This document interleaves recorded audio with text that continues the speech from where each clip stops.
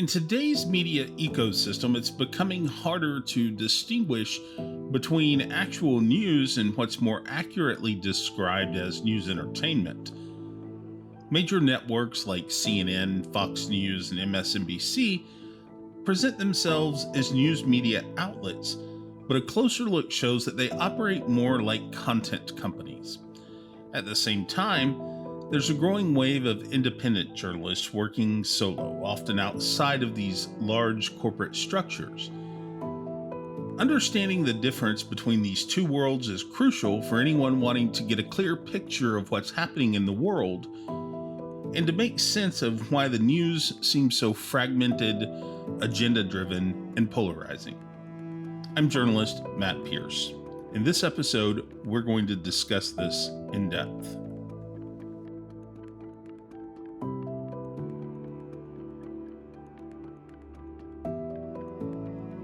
Let's start with the big players. Networks like CNN, Fox, and MSNBC are typically thought of as news organizations, but they function as more of an entertainment company.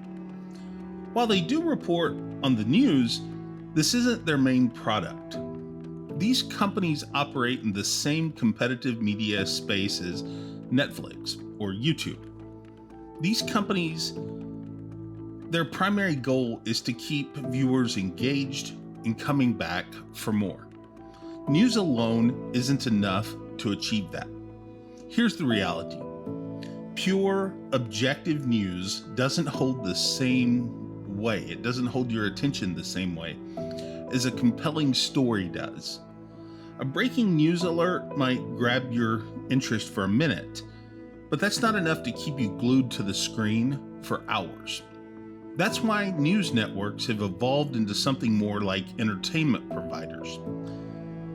They develop programs, hire charismatic hosts, and they craft editorial narratives designed to appeal to specific audiences. Fox News, for instance, they cater primarily to conservative viewers, while CNN and MSNBC are geared more towards liberal audiences. Over time, these networks have moved beyond simply reporting on what happened in the world today. They craft stories with an emotional appeal, they offer commentary, and they select news that aligns with their viewers' worldview. These programs are designed to validate the opinion of their core audience, keeping them engaged and loyal. The result? These networks, they drop bits of news into the larger sea of opinion, commentary, and curated narratives. It's less about what happens in the world today and more about reinforcing what their audience already believes about the world. In this way, they function more like entertainment companies than traditional news outlets. These talking heads that we see on the networks aren't typically hard-hitting investigative journalists. They're entertainers. Their job is to keep the conversation going, to stir emotions, and to give people something to react to.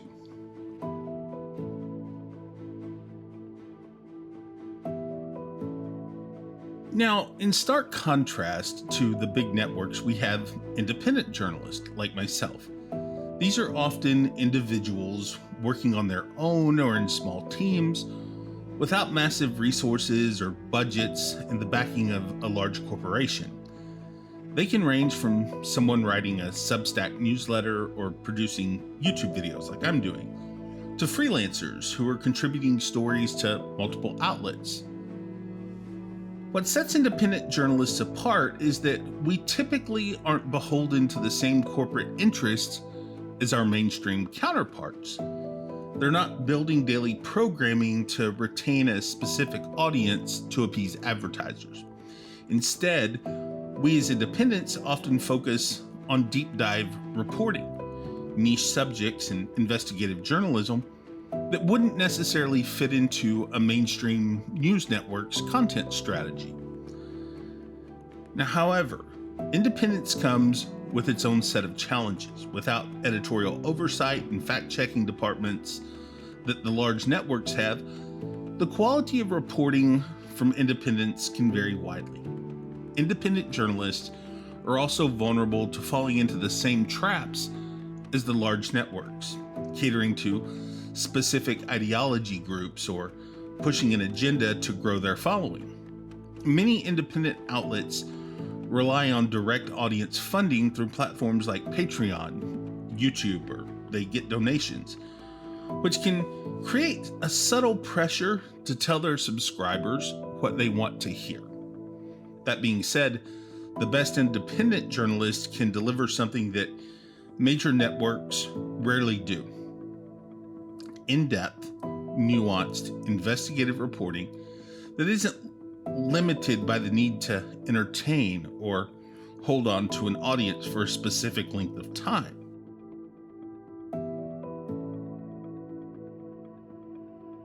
The biggest distinction between these two groups, major networks and independent journalists, is the balance between news and opinion.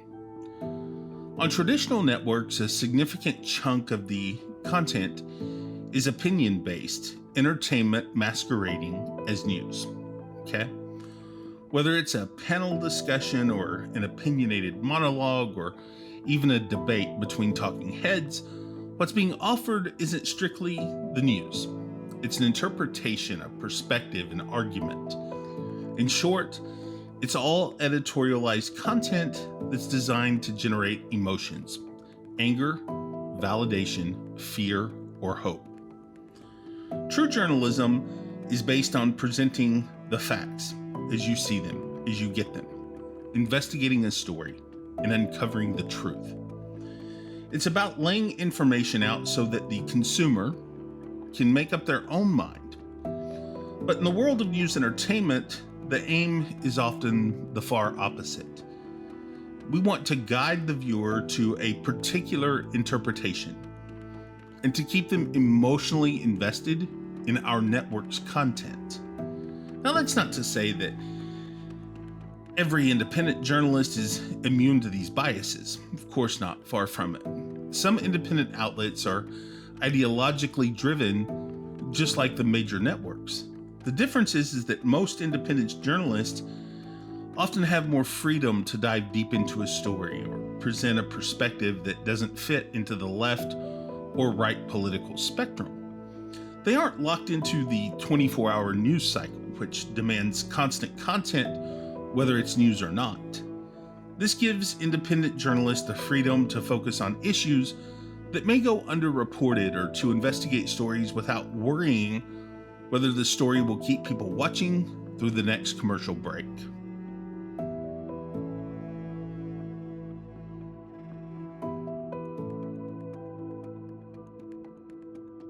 So where does that leave us as consumers of news?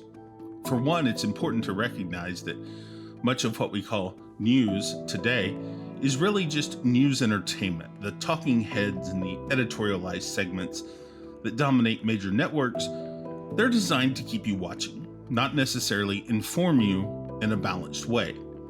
If your goal is to understand the world, you have to look beyond these entertainment-driven networks.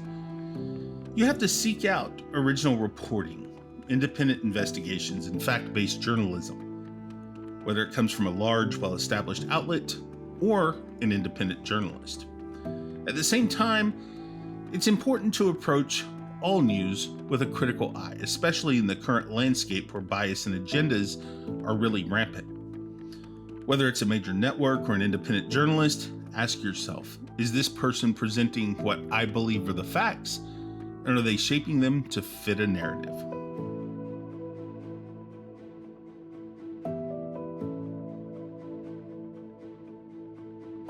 The media landscape today is really complicated. On one hand, major networks have the resources and the infrastructure to quickly report on global events, and they can break important stories. On the other hand, independent journalists offer a diversity of voices, often bringing stories to light that the mainstream overlooks.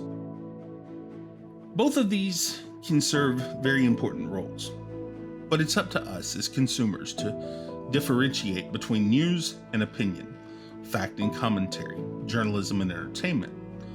Ultimately, the healthiest media diet is one that includes a very wide range of perspectives and encourages critical thinking, rather than just validation of our pre-existing beliefs.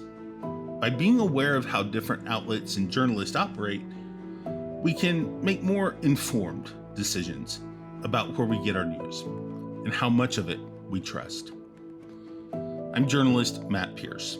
Thanks for joining me. Please consider subscribing and support my work. Thank you so much. I really appreciate it.